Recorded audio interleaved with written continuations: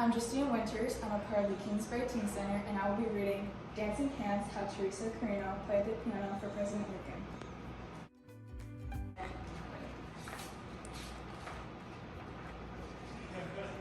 When Teresa was a little girl in Venezuela, Mama sang lullabies while Papa showed Teresita how to let her happy hands dance across all the beautiful dark and light keys of the piano. At first, making music seemed magical, but Teresa soon learned that playing the piano could be hard work. Sometimes she had to struggle to make the stubborn music behave as she practiced gentle songs that sounded like colorful birds singing in the dark and light branches of a shade-dappled mango tree, and powerful songs that roared like prowling jaguars beside towering waterfalls in a mysterious green jungle. If Teresa felt sad, music cheered her, and when she was happy, the piano helped her share bursts of joy.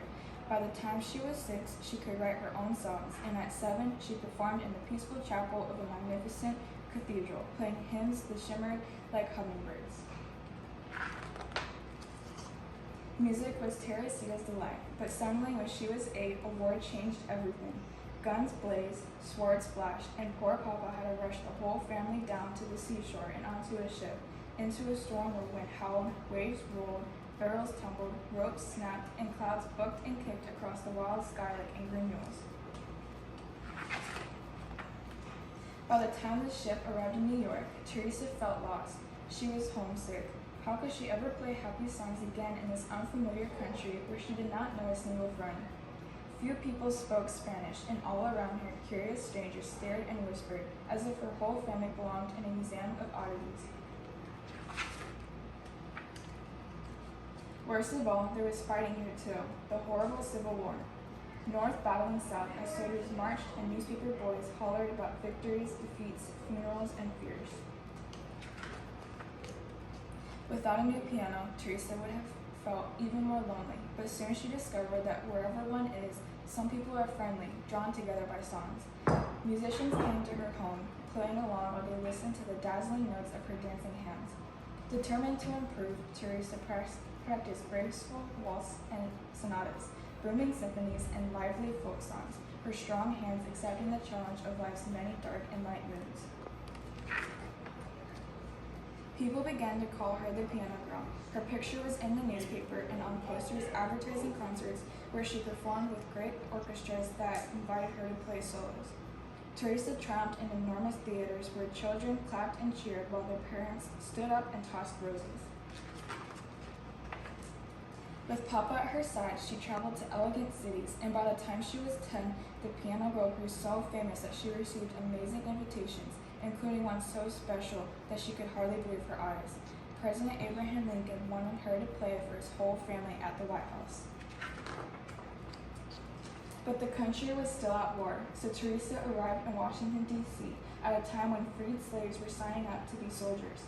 The injured moaned, and nurses groaned from their sheer weariness of caring for so many fevers and wounds. Not long ago, the president's young son had fallen sick and had died. Men argued about battles lost, battles won, speeches made, victory delayed. Teresa began to worry. How could music soothe so much trouble? Poor Abraham Lincoln. Teresa hoped she could entertain the president, his grieving wife, and their 2 surviving sons. Her fingers might stumble, the rhythms emerging too slow or too fast. But Teresa was brave, and she believed in trying her best, so she entered the White House silently, clutching Papa's hand fiercely as they stepped into a room so red that it looked like a storm or a sunrise. Teresa remembered how it felt to be a homeless refugee, and how lonely she had been surrounded by strangers, some of them rude and others kind. The memory of meeting past challenges now helped her fingers dance, celebrating the way life had turned out to be a mixture of all sorts of feelings, happy and sad. But the piano was poorly tuned, making her music sound ugly. What should she do? Refuse to play? She stopped, feeling discouraged, until Mr. Lincoln smiled kindly and asked for his favorite song, Listen to the Mockingbird. Teresa knew she could play this lively piece, even on an imperfect piano, so her fingers leaped across all of Gloria's dark and light keys, improvising the way mockingbirds do, the melody changing as she went along. Music swirled, twirled, and soared on wings of sound. The president listened quietly to notes that rose, swayed, rippled, and dipped like a bird in a blue sky above a green forest. He closed his eyes, nodded his head, stretched his long fingers, and tapped the tips of his shiny shoes. When the joyful song ended, Abe Lincoln stood up and clapped, smiling at the piano girl, who smiled too, because she knew that her music had brought comfort to a grieving family, at least for one brief, wonderful evening of dancing hands. From then on, Teresa felt certain she would always be bold enough to share her musical courage anywhere in the world, simply by letting her fingers travel across all the beautiful dark and light moments of hope. The end.